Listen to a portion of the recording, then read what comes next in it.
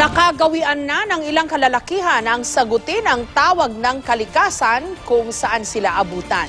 Hindi rin umubra ang urinal na inilagay ng Metro Manila Development Authority o MMDA sa mga lansangan. Tinanggal ang mga ito dahil hindi rin naman napangalagaan. Kaya ang solusyong nakikita ng isang vlogger ang paglalagay ng mas maayos na public toilets. Live mula sa Quezon City, si Cedric Castillo may paandar. Jessica, ang napulot natin ngayong araw ay 2 trivias.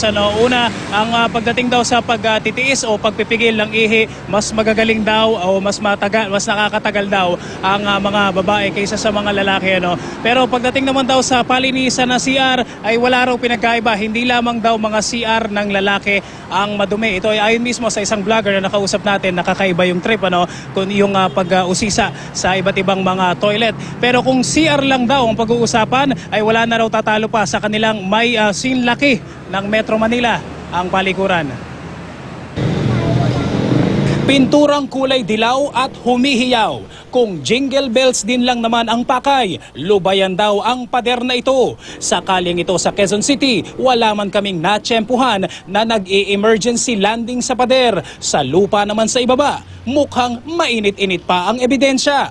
Dito namin napagalaman, malawak pa pala ang imaginary kubeta dito sa lugar. Dahil sa di kalayuan, bingo!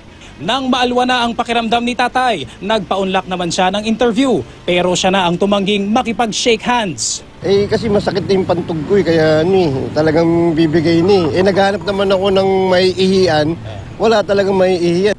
Sa shot na ito ng aming kamera, balak lang naming ipakita ang kahabaan ng pader.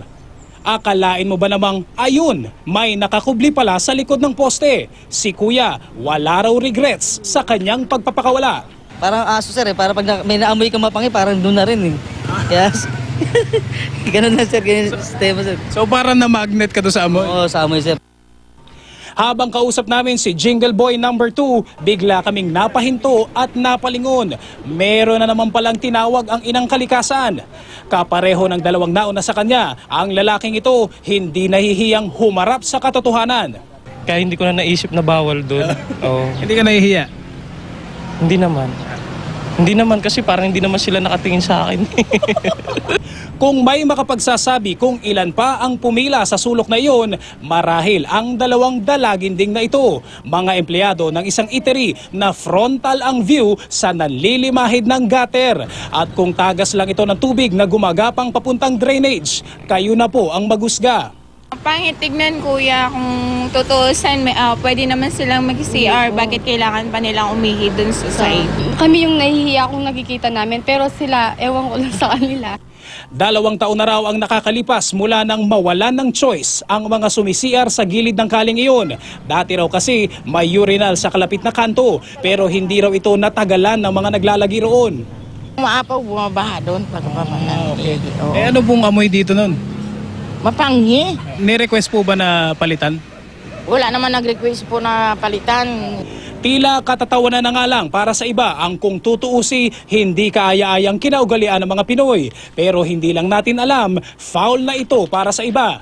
Sa Quezon Province nga, ipinanukala na sa sangguniang panlalawigan ang pagpapataw ng parusa sa mga magbabawa sa mga lugar na hindi dapat. Sa kanyang blog na Philippines Public Toilet Chronicle, kakaiba man ang trip na pasyalan ng vlogger na si Daryl. Mapagtatanto naman daw ang isa sa mga pangunahing pangangailangan ng publiko, lalo na sa Metro Manila, public toilet. Pero sa dami raw ng kasilyas na nasilip niya, klasman o dugyot, sinasalamin daw kung sino ang gumagamit. Kahit na gaano kalinis siya, yung iba, lack of discipline. Yung tipong gagamit ka ng toilet, di ba, automatic. Clean as you go. Meron, i-flush na lang, iiwan pa. Dapat tulungan nila, kahit na may maintenance. Ito raw ang sikreto para sa mga kalalakihan. Hindi lang exclusive sa men's CR ang panggigitata. Pero para sa mga nag-aakalang okay lang diligan ang kahit anong sulok ng kapaligiran, heto ang kanyang hamon. Bakit ang mga girls kaya, di ba? May nakita ka bang umihing girl sa poste?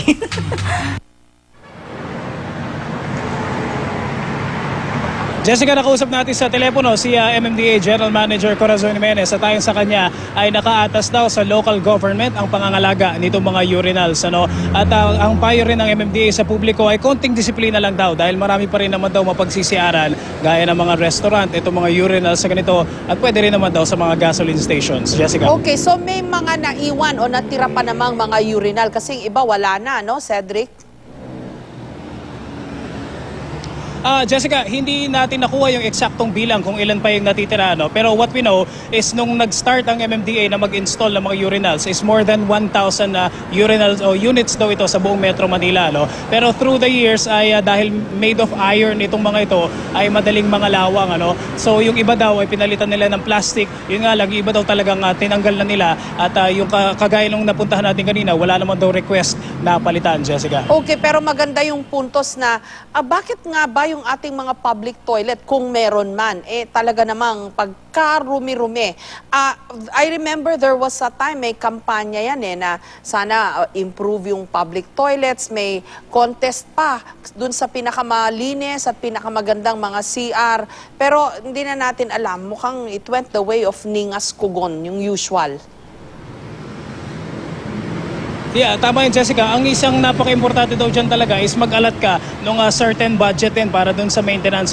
Although nakausap nga natin kanina yung vlogger at sabi niya kahit pa doon sa mga mamahaling mga hotels o mamahaling mga restaurants, meron pa rin daw siya nakikita ng mga madudumi kasi it all boils down daw doon sa paggamit o kumbaga yung mga users. Kahit pa anong maintain dyan sa CR na yan, kung binabalahura pa rin ng mga users, ay wala pa rin daw mangyayari, Jessica. Oo, totoo rin yun. Kahit ba maglagay ng sandamakmak na public toilet na maayos, kung tayo mismong mga user walang disiplina, yun ang problema. So siguro nga tama na we should begin with that. Yung ating toilet habit gawin nating disiplinado, di ba? Maraming salamat sa iyo, Cedric Castillo, at sa iyong paandar.